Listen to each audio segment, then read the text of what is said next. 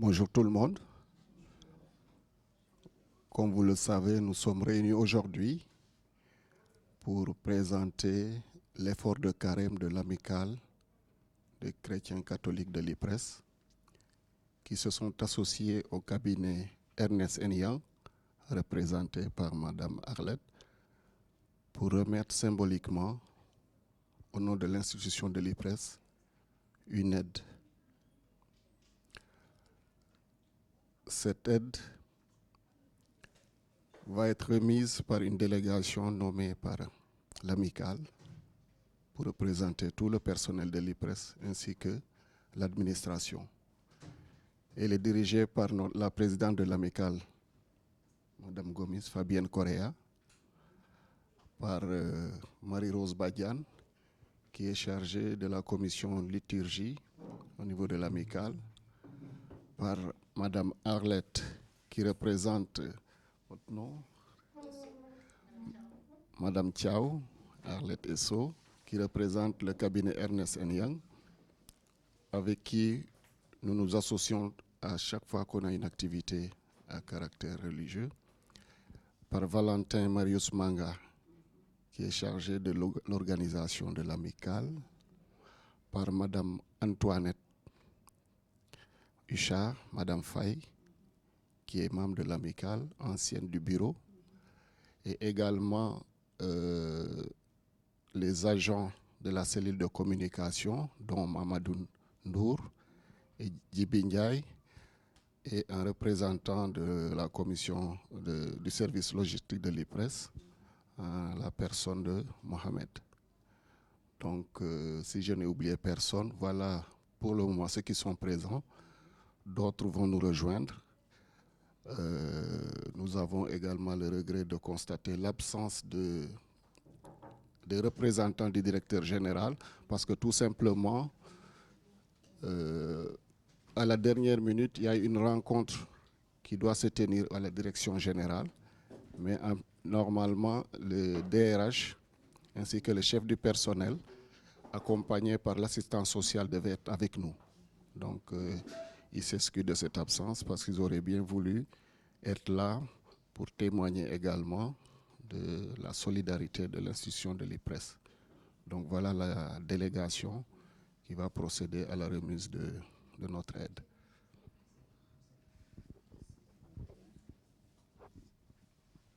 Alors bonjour à tous. Je voudrais tout d'abord, au nom de mes collaborateurs ici présents, vous souhaiter déjà la bienvenue. Je devais commencer par me présenter. C'est Madame Senghor Bernadette. Je suis la directrice du programme SOS Village d'enfants de Dakar. Tout à l'heure, je vais revenir sur l'organigramme de ce programme. Mais sachez que c'est avec beaucoup de plaisir que nous vous recevons aujourd'hui ici au village d'enfants SOS de Dakar, en cette journée où votre amicale a décidé de remettre la collecte aux efforts de carême aux enfants du village SOS de Dakar. Soyez les bienvenus. Je suis avec Madame Oumou Baro, Madame Diouf, Oumou Kalsoum Baro. Elle, c'est la directrice de l'école maternelle du village d'enfants SOS de Dakar. Vous avez également Cheikh Kandji Sall. Lui, c'est le coordinateur ou bien le directeur du village en tant que tel et de l'école élémentaire du village d'enfants SOS de Dakar. Et Aïta Faye, elle, c'est une tante, une mère SOS. Et Elisabeth, elle, c'est notre assistante de direction. Nous rejoignent, je ne sais pas comment on va procéder, on les attend un peu, ou bien on peut... On va procéder parce que c'est même pas sûr qu'ils... Voilà, avec les embouteillages et tout. D'accord. D'accord. Depuis que notre amicale est là, chaque année, on a pour objectif, pendant le carême, d'offrir quelque chose à des enfants. On n'est pas nombreux, mais on est, comme on dit chez nous, chez chrétiens, sel et lumière pour les autres. Et cette fois-ci, tous les gens d'IPRES, les membres d'IPRES, le personnel d'IPRES, chacun avec son tout petit chose a vraiment participé. Et c'est l'IPRES qui donne. Et nous voulons, aujourd'hui, on vous a choisi. L'année dernière, on a eu à donner au niveau de la pédiatrie de l'hôpital Fann. Il y a 2-3 ans, c'était au niveau des enfants atteints de cancer à l'hôpital de Principal. Et donc, chaque année, on a une initiative. Et cette année, on a bien voulu venir ici. Et vraiment, ça nous fait plaisir. Et on rend grâce à Dieu pour ça. Et aussi, on vous félicite parce que c'est un travail magnifique que vous êtes en train de faire en faveur des enfants. Chez nous, dans la Bible, il est dit, lorsque tu fais quelque chose à un enfant, tu le fais à Dieu. Et donc, pour cela, on se dit que l'enfant, c'est tout. Hein, celui qui touche un enfant touche vraiment Dieu. Et on a voulu venir avec, on aurait aimé faire plus, comme on dit, mais avec tout ce qu'on a pu récolter pour vraiment offrir aux enfants pour qu'ils puissent vraiment mieux vivre. Voilà ce que je voulais dire. Merci. Donc, le rôle même de l'IPRES se voit, transparaît dans cette activité, la présence aujourd'hui. Nous sommes toujours dans la protection, la solidarité sociale. C'est pour ça que nous avons été très heureux de pouvoir faire un geste pour soutenir l'action que vous faites pour les enfants. D'autant plus, comme l'a dit la présidente, Jésus lui-même nous a indiqué que ce que vous faites à ces enfants, c'est à moi-même que vous le faites. Donc notre vocation en tant qu'amicale chrétienne, c'est de matérialiser ce vœu du Christ. C'est de vous soutenir dans la protection sociale, parce que c'est toujours dans l'enfance défavorisée, et c'est la famille défavorisée en quelque sorte dans laquelle l'IPRES a un rôle important. Donc c'est dans ce cadre-là que c'est une très grande joie pour nous de venir participer à vos efforts, de venir consolider ce que vous faites. Voilà donc ce que je voulais, en plus de ce qu'a dit la présidente, rajouter comme mot. 1949, au lendemain de la Deuxième Guerre mondiale, par un homme de cœur qui s'appelle Herman Meiner, qui, au lendemain de cette guerre-là, ayant vu la situation des enfants qui ont perdu les parents, surtout les papas, la situation des veuves, il a eu cette généreuse idée de mettre en place les villages d'enfants SOS pour venir en aide à ces enfants et à ces femmes veuves. Et ici au Sénégal, le village d'enfants SOS a été créé en 1976. Bientôt 50 ans, je pense, si je ne me trompe. Voilà. Et nous sommes reconnus d'utilité publique. Nous sommes une association à caractère humanitaire. On est dans le social. Notre mission, c'est la prise en charge d'enfants qui ont perdu la tutelle parentale et d'enfants qui risquent de perdre cette tutelle parentale si rien n'est fait. Maintenant, ceux qui ont perdu cette tutelle parentale, on trouve les enfants orphelins, que ce soit les orphelins totaux ou partiels. On a des cas d'abandon.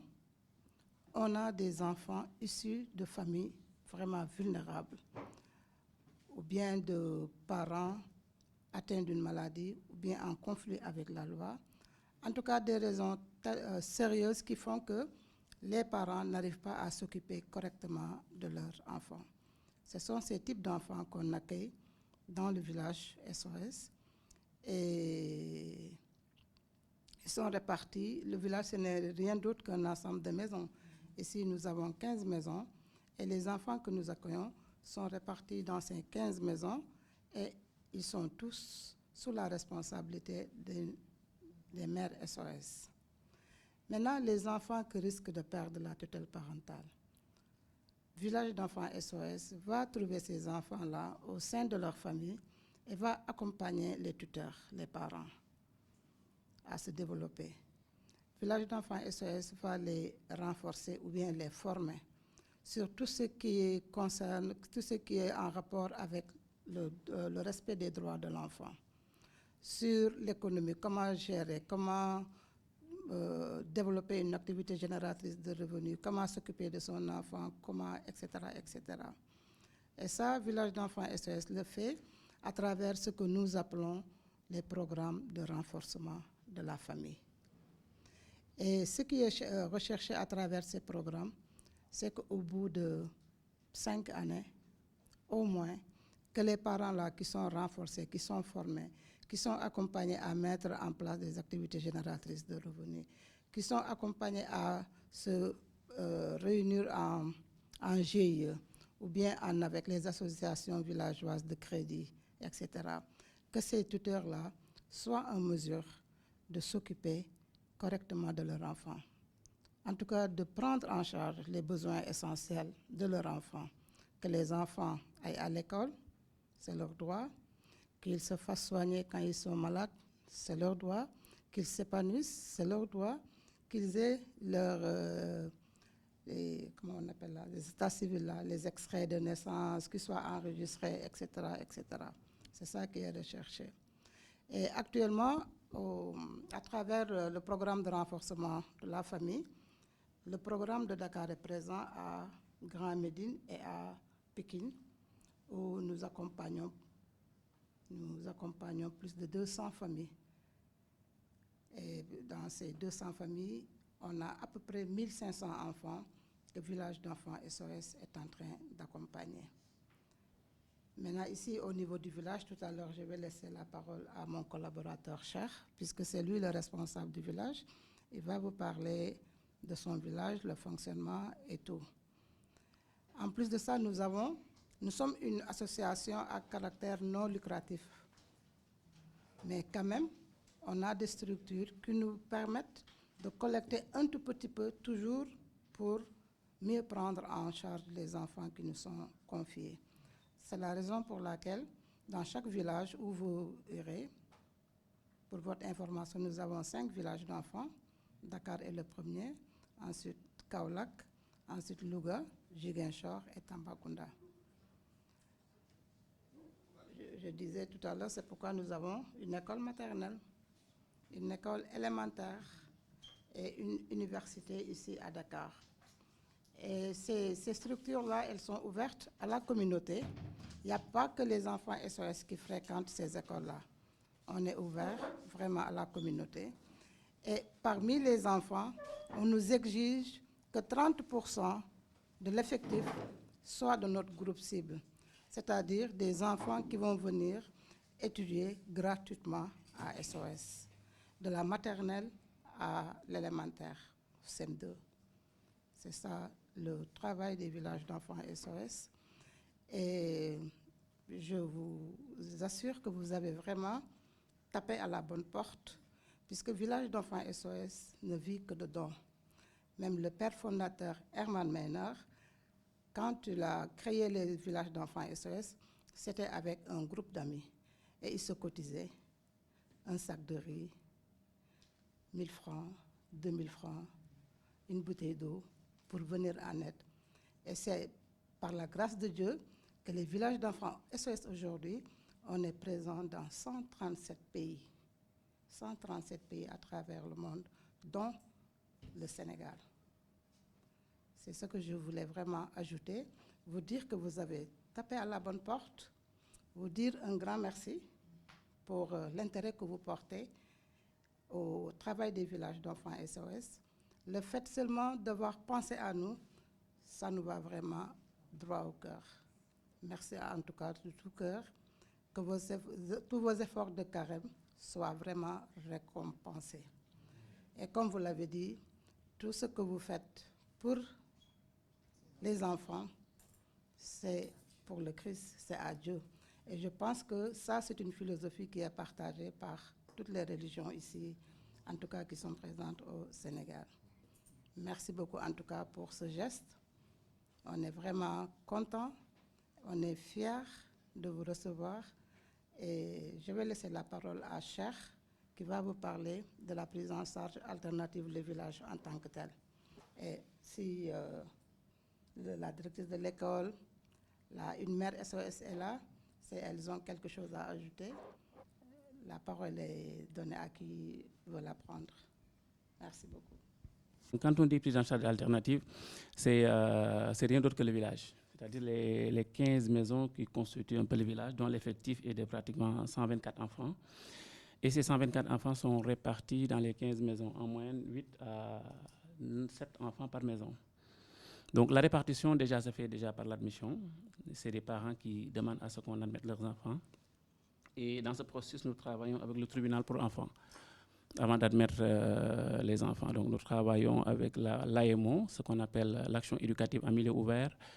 Donc nous faisons les enquêtes au niveau des familles biologiques. Et si dès lors qu'on se rend compte que cet enfant-là est un enfant que nous devons prendre en charge au niveau du village, nous tenons une commission avec le bureau national et nous procédons à l'admission. Maintenant, au sortir de l'enquête, si on se rend compte que ce cas-là n'est pas recevable et qu'il s'agit certainement d'un problème de pauvreté, nous référons le cas au niveau de la famille et nous essayons de voir comment nous pouvons peut-être l'appuyer ou bien l'aider, de sorte qu'il puisse rester au sein de la famille et que SOS prend en charge un peu la situation qui est déclinée au niveau de la demande. Donc, une fois que l'enfant aussi est admis, la sortie aussi, c'est par un processus. Il y a des enfants qui sortent au bout de 2 ans, comme on en a un enfant qui est âgé de 3 ans à la Maison Neuve qui va sortir d'ici pratiquement 2 à 3 semaines. Il y en a d'autres qui vont sortir d'ici 20 ans. La famille biologique. Voilà, ils sortent pour rejoindre la famille biologique. Donc, mais une fois qu'on les admet, nous procédons en même temps à la réunification. C'est-à-dire que dès lors que l'enfant est admis, nous procédons à la recherche de famille. Nous procédons à une médiation avec la famille pour voir exactement, pour travailler avec la famille et procéder un peu à la retour à la famille de cet enfant-là. Donc la sortie se prépare déjà depuis l'admission.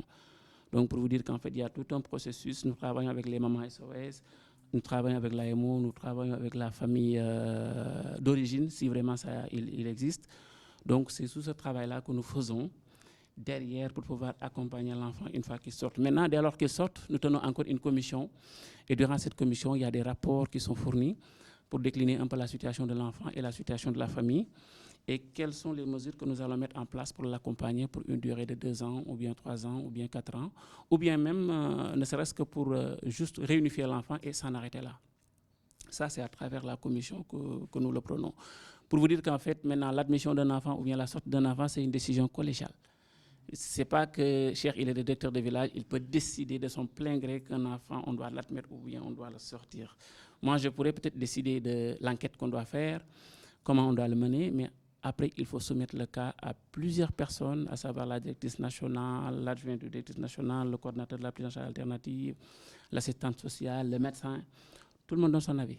Et si on est d'accord pour l'admission, on admet. Si on n'est pas d'accord pour l'admission, on rejette le cas et on propose une alternative de solution. Donc, pour vous dire que l'admission à SOS, c'est une situation quand même très rude. Ce n'est pas du tout donné. Parfois, dans le village, l'année passée, on avait proposé 13 dossiers. Sur les 13 dossiers, il n'y en a que 4 qui ont été admis. 4, ouais, parce que c'est très sélectif. On ne peut pas admettre, en fait, un enfant qui a par-dessus tous les parents, comparé à un enfant qui a complètement perdu en fait, ses parents ou bien qui est tout seul. Voilà, c'est la raison pour laquelle un peu l'admission, quelque part, demande du temps. Et souvent, c'est le problème que nous avons un peu avec le tribunal. Le tribunal, il est un peu dans l'urgence. Nous, on est un peu dans la longue durée. Donc, souvent, ils reçoivent des cas qui, quand même, demandent un appui ponctuel. Alors que nous, ce que nous faisons, c'est une prise en charge de longue durée. Dès lors qu'on admet l'enfant, on travaille avec lui pour une durée de peut-être 20 ans ou bien 18 ans. C'est la raison pour laquelle certains enfants, ils sortent du village avec le bac, d'autres avec la licence, d'autres avec un diplôme. Donc voilà. Donc généralement, c'est ce qui fait que souvent, on est très rigoureux dans les enquêtes, on est très rigoureux dans l'admission et au niveau de la prise en charge aussi, en fait, on est très rigoureux. Raison pour laquelle on court partout en DP ou bien directeur ou bien tout le monde court partout. Quoi. Récemment, en fait, tout à l'heure, lorsque vous venez là, j'étais en fait à la maison 4 pour régler un souci. Heureusement que c'est dénoué. Donc, du coup, c'est comme ça. On n'a pas d'heure ni de temps de travail. Hein. Souvent, on est au bureau de 8h jusqu'à 16h, mais au-delà de 16h, quelque part, on est dans les maisons. Okay. En tout cas, merci beaucoup pour ce geste. Je tenais à vous remercier donc, pour cette pensée-là que vous avez auprès des enfants. Et en fait, j'en implore le Seigneur pour qu'il vous rétribue ces actes. Merci beaucoup et espérons qu'on pourra encore se voir et qu'on pourra vous inviter dans nos activités ou bien dans nos rencontres avec les jeunes ou bien avec les enfants. Merci. Vous en référez au niveau du juge. Et après, lui, il va essayer de voir quelles sont peut-être les enquêtes qu'ils vont mener auprès de vous avant de vous remettre cet enfant-là. Mais nous, à notre niveau, ce qui peut-être nous incombe le plus, c'est le bien-être de l'enfant, la prise en charge et peut-être trouver une famille d'accueil si quelque part il n'en a pas. Pour la famille d'accueil, c'est-à-dire aujourd'hui, moi, dans ma famille, je peux demander à accueillir un enfant.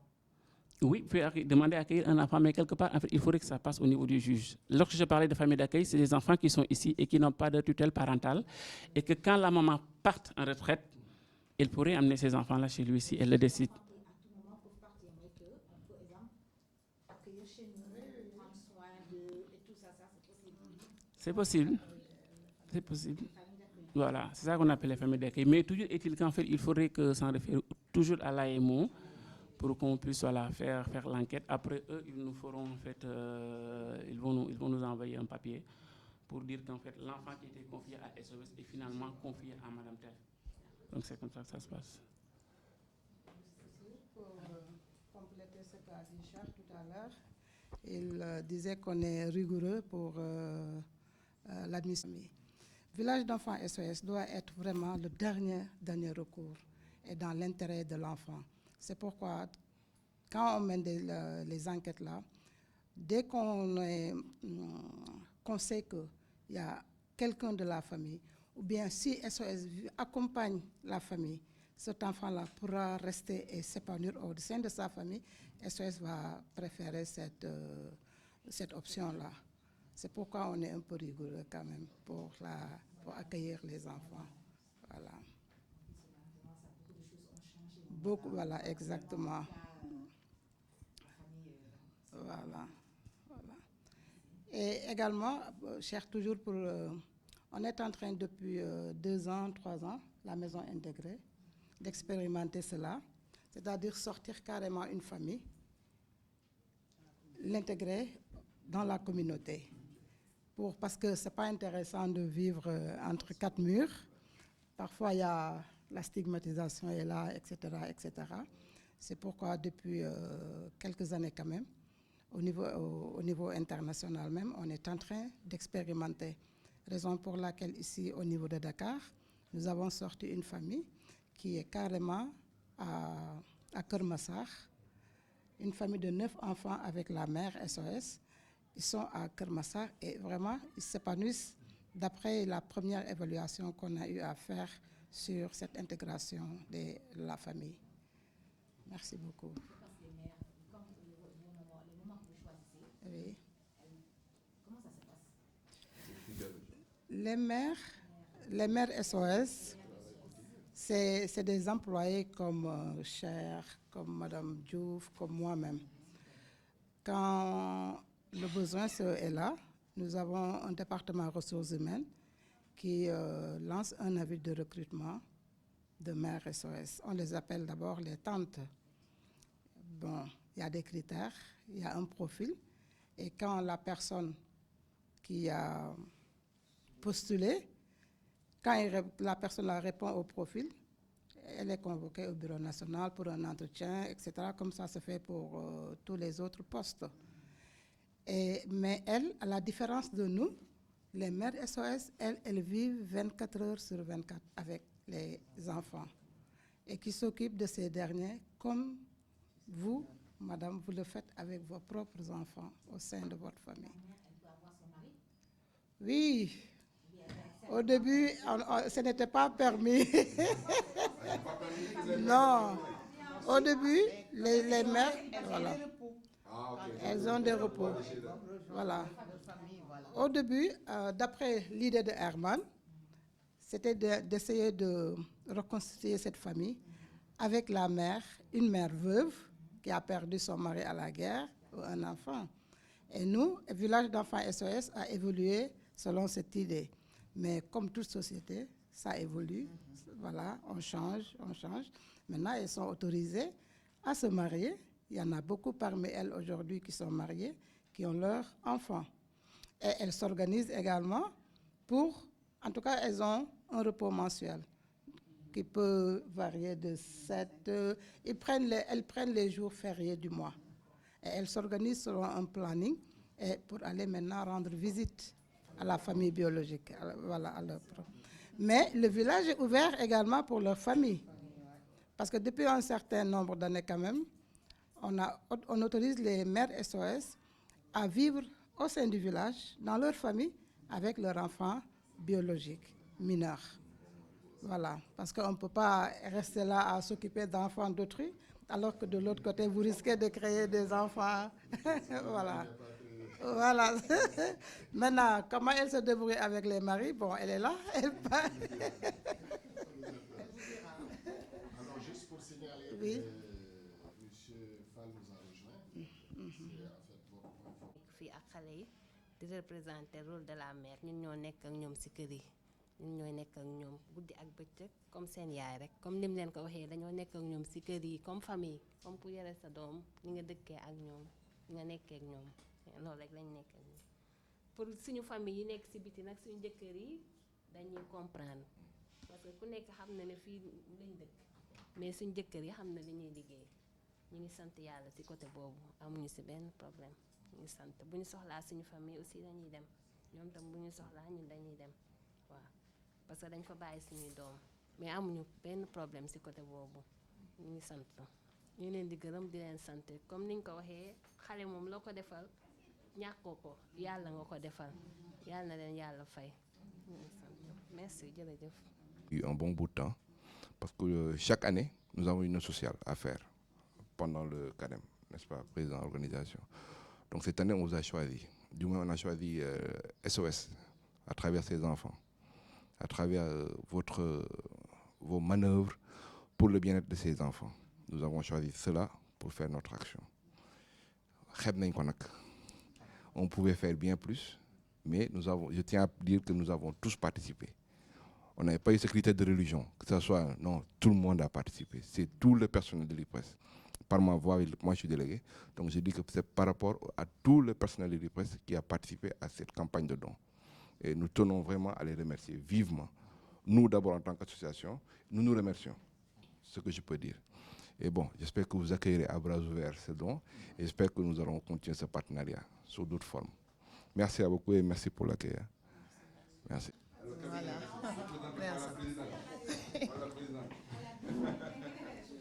Donc jaaraam ñi ñoo waral nooni duñu ree dëgg dëgg jaaraama jaaraama jaaraama ñi ñoo waral nooni duñu ree dëgg dëgg jaaraama jaaraama jaaraama jaaraama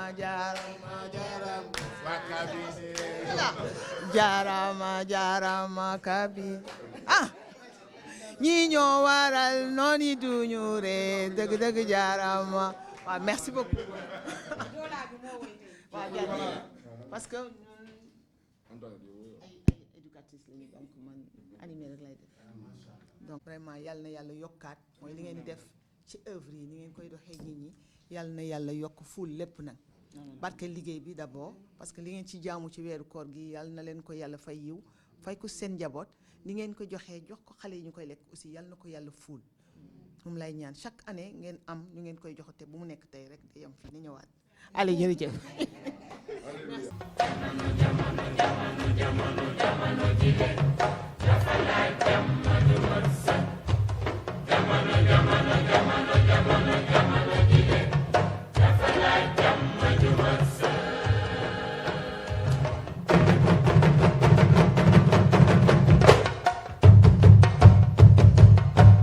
Comme je dis, c'est symbolique parce qu'on aurait aimé amener plus. On a amené 15 sacs de riz parce qu'on nous avait dit c'est par rapport aux choses. Chaque chose en 15 pour les enfants et tout, plus cette enveloppe qui est une enveloppe symbolique. Tout cela pour les enfants de SOS Village. Et encore une fois, merci pour tout ce que vous faites pour ce monde, pour le Sénégal. Merci beaucoup, madame. Au nom également de mes collaborateurs du village d'enfants SOS, je tenais vraiment à vous dire un grand merci pour ce geste si important qui nous va vraiment droit au cœur. Comme je vous l'ai dit tantôt, SOS Village d'enfants vit dedans. Et si nous arrivons vraiment à offrir l'essentiel, à redonner le sourire à ces enfants-là, à s'occuper correctement de ces enfants, c'est grâce à de bonnes volontés comme vous, comme votre amicale vient de le faire tout à l'heure, comme ça, que nous arrivons vraiment à nous occuper correctement de ces enfants. Et au nom de ces derniers, au nom des mères SOS et de l'ensemble du personnel du village d'enfants SOS, je vous dis un grand merci et que le Seigneur vous bénisse et qu'il vous rende tout ce que vous avez fait, qu'il vous le rende au centuple, au-delà même de vos attentes et de vos mérites. Merci. Merci. On va visiter une maison. Oui, on va visiter une maison.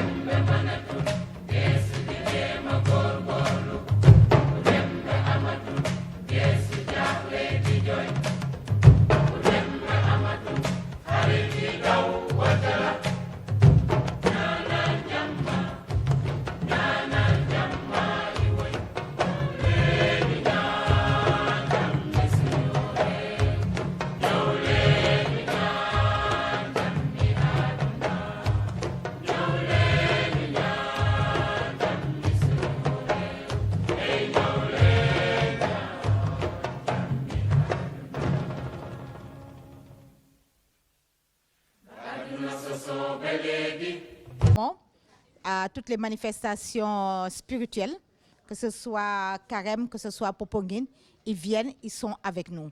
Donc ils sont devenus nos jumeaux, comme on l'a dit, voilà, et ils sont avec nous. On les remercie encore, parce que dès qu'on a parlé de cette œuvre, ils ont voulu participer. Encore merci à tout le personnel de l'IPRES, parce que chacun a donné selon sa possibilité, mais chacun a donné et a participé. Nous leur disons un grand merci. Voilà, comme on dit, l'amicale chaque année fait quelque chose dans un sens pour aider les enfants. L'année dernière, nous avons aidé, comme je l'ai dit tout à l'heure, l'hôpital, la pédiatrie de l'hôpital Fann. Il y a 2 ans, on a aidé les enfants atteints de cancer à l'hôpital principal. Et il y a eu d'autres œuvres parce que depuis que la création, chaque année, on fait quelque chose. Et c'est pour cela que cette année, on est venu à SOS Village.